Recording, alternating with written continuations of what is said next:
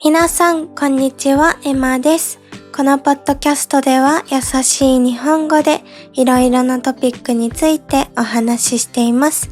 皆さん、今日もいかがお過ごしですか？皆さん、ごめんなさい。お久しぶりです。実はですね、この前、ちょっとお知らせを流したと思うんですけど、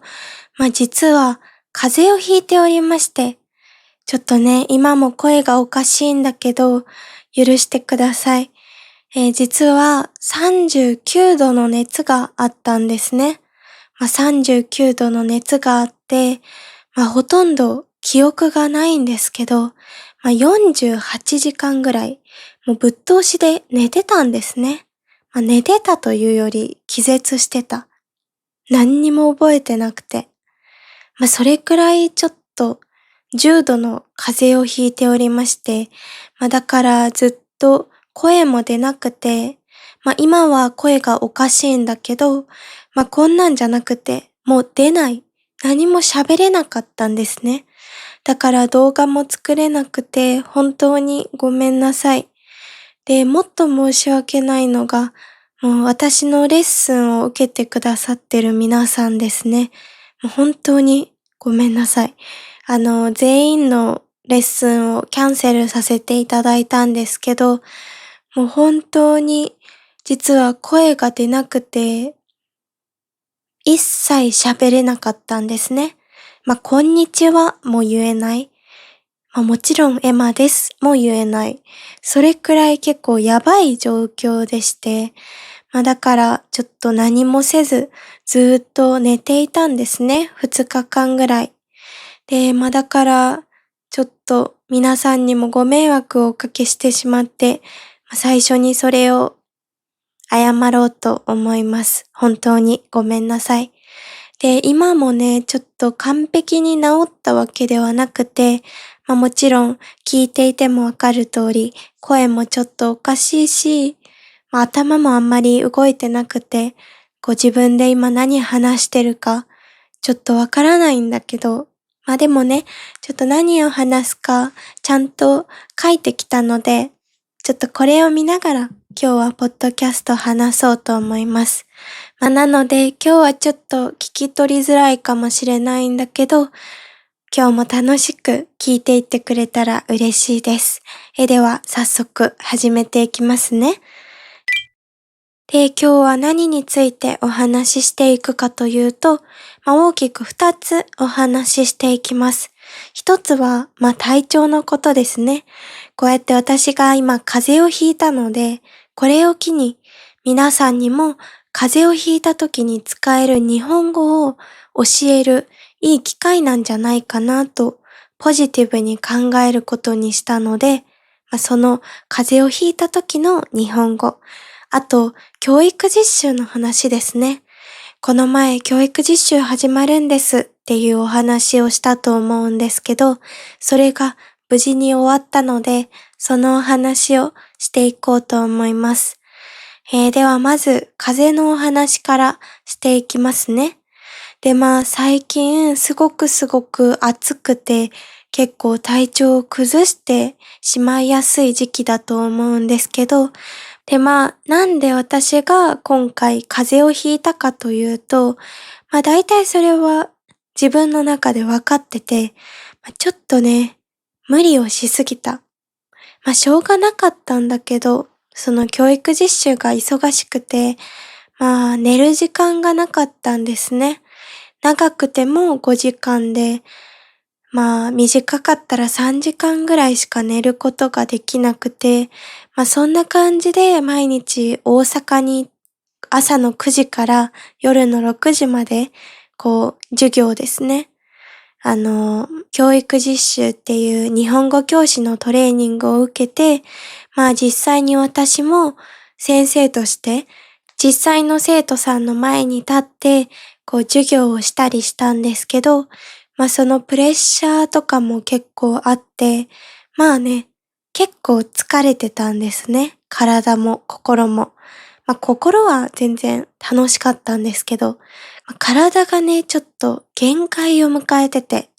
もう本当に寝る時間もないし、くたくたで帰ってくるから、ご飯を食べる時間もなくて、もうすぐに寝ちゃう。お風呂に入る元気もなくて、すぐに寝ちゃう。そんな感じだったんですね。で、そういう毎日を繰り返してたら、もちろん体調は崩しますね。で、体調を崩してしまって、で、熱が出たんですね。皆さんだいたい平熱、自分の体の体温が36度ぐらいだと思うんですけど、私はいつも普段35度ぐらいしかないんですね。35度から36度の間なんですけど、それが39度になっちゃったんです。39度。で、その39度になったのが、教育実習が終わった次の日だったんですね。次の日。なので、ちょっとギリギリセーフ。全部終わって、疲れがね、どっと多分来たんでしょうね。それで熱が上がってしまったと思うんだけど、それで39度になっちゃって、本当にほぼ倒れてて、あんまり記憶もない。何も覚えてなくて、一生寝てた。そんな感じなんですね。で、何がやばいかというと、その次の日ですね、34度になったんです。39度から34度に下がっちゃったんですね。で、低体温って言って、すごく体温が低かったです。で、それもすごく辛くて、めまい、頭がクラクラしちゃったり、もちろん頭も痛い、頭痛がひどかったり、あと、鼻もね、ちょっと詰まっちゃったり、もちろん声も出ない。そんな感じで、結構いろんな症状が一気に起こったんですね。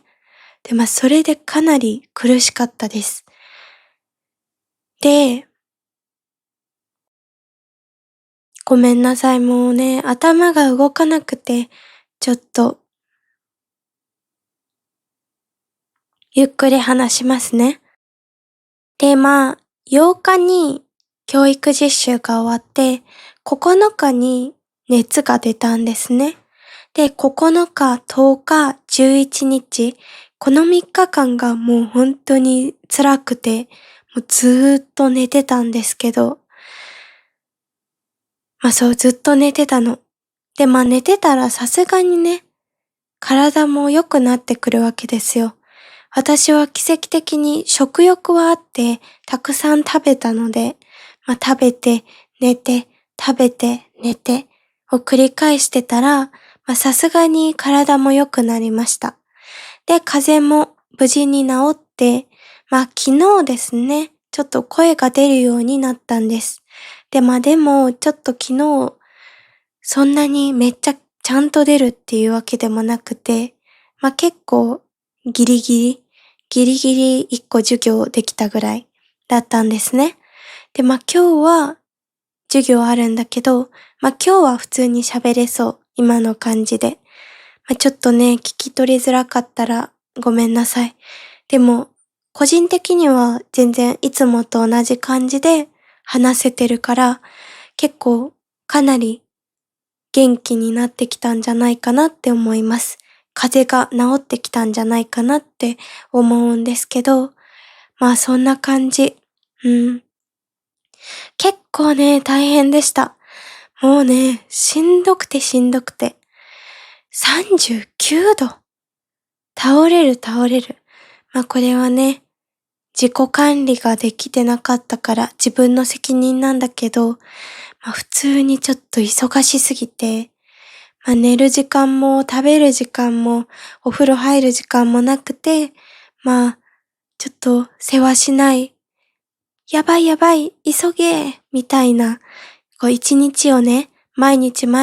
一週間過ごしてたら、こうなりました。なので皆さんも、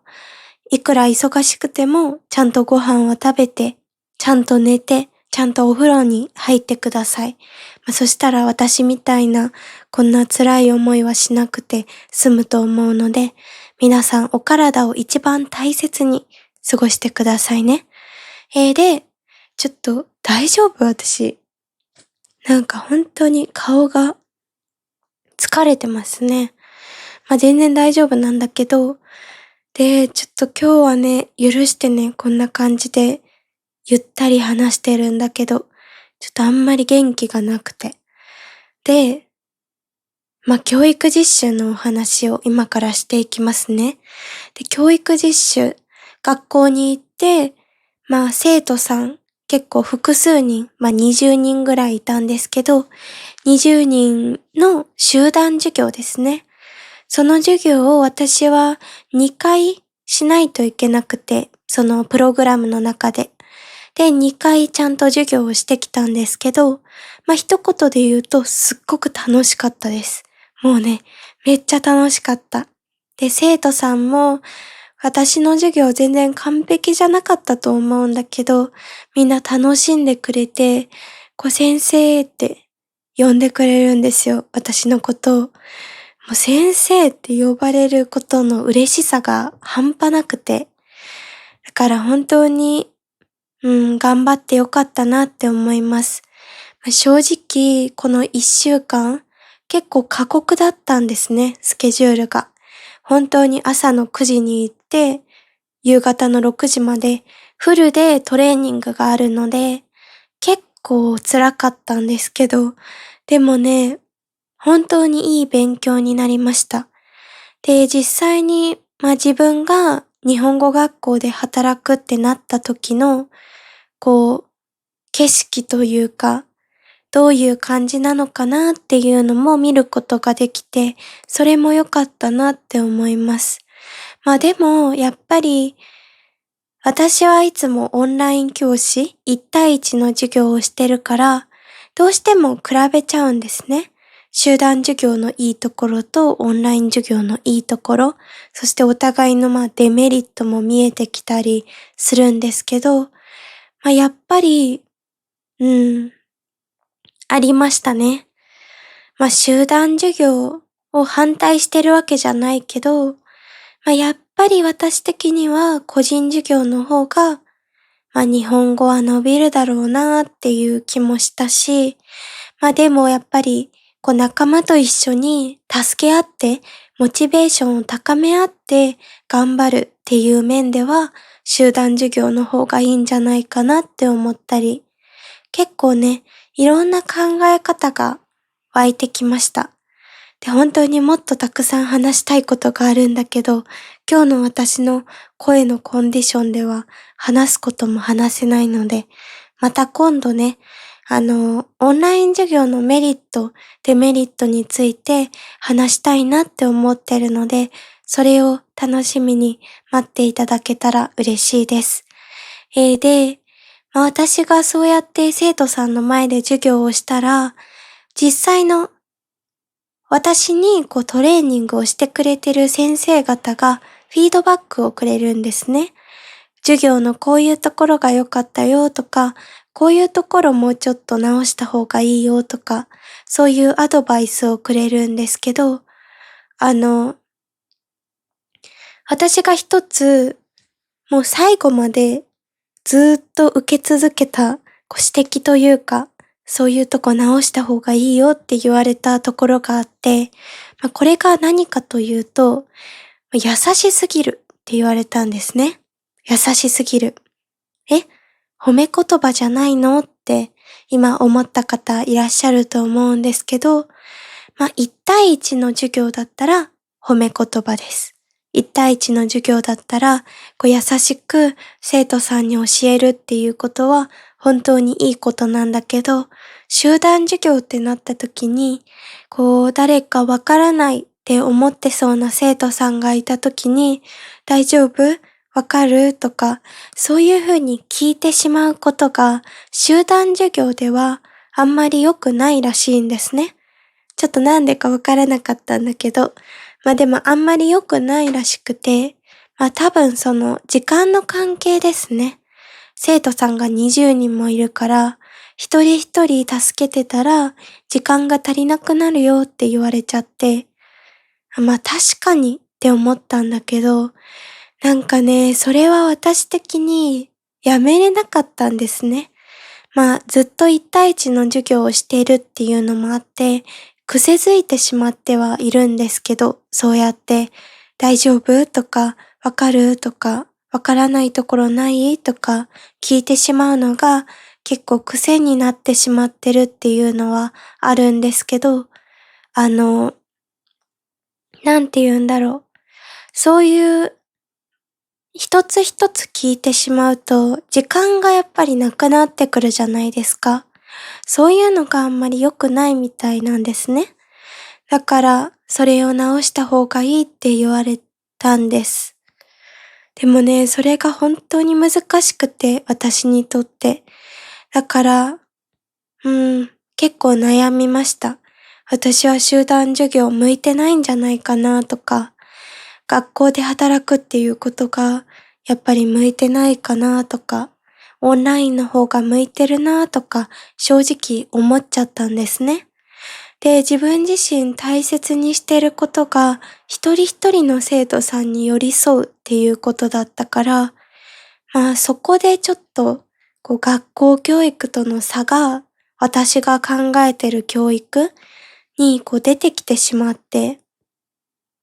だからちょっと今悩んでます。これから日本語教師として、学校でもちろん働きたいっていうのはあるけど、すぐに働くべきか、もうちょっとオンライン一本で頑張るか、そういうのもうちょっと考えないとなって思いました。で、実は今ですね、オンライン授業をもう少し頑張っていこうって考えてて、なので、ちょっといろいろウェブとかも管理してるところなんですね。ちょっといい感じに作ってるところで。なので、もし興味がある人がいたら、これからフリートーク、もうすでに受けてくれてる方はいらっしゃるんですけど、フリートークとかも、皆さんにも受けていただきたいなって思うので、お楽しみに待っていただけたら嬉しいです。で、全然話したことがなくて、すごく不安っていう方もいらっしゃると思うんですけど、全然緊張せずに、私こんな感じなので、全然間違っても大丈夫だし、わからないところ聞いてくれたらもちろんその度にちゃんとフィードバックして直すこともできるので、全然そこは心配せずに皆さんにも受けてもらえるようなレッスンを作っていきたいなって思ってます。で、そのフリートークの他にも、私は元気っていう教科書を使って文法の授業をしてるんですけど、で、そういうのも、もし興味がある方がいたら、もう少しやっていこうかなって思うので、ぜひ興味がある人はコメントしてくれたら嬉しいです。多分1週間後ぐらいには、私の声が治り次第、そのウェブをですね、皆さんにも見れる形にしようと思うので、もう少しだけ待っててくれたら嬉しいです。皆さんごめんなさい。ちょっと喋ってたらすごく体調が悪くなってきちゃって、最後の方あんまり何を話してたか覚えてないんですけど、本当にごめんなさい。多分話がぐちゃぐちゃなんだけど、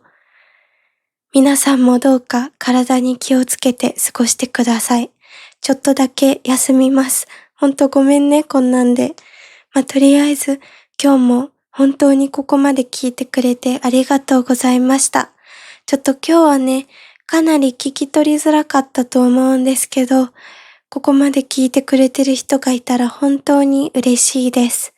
もしいいなと思ってくれた方は、高評価、コメント、そしてチャンネル登録もよろしくお願いいたします。ごめんなさい。ちょっとしんどくなってきた。じゃあまた次回のポッドキャストでお会いしましょう。いい一日をお過ごしください。じゃあね。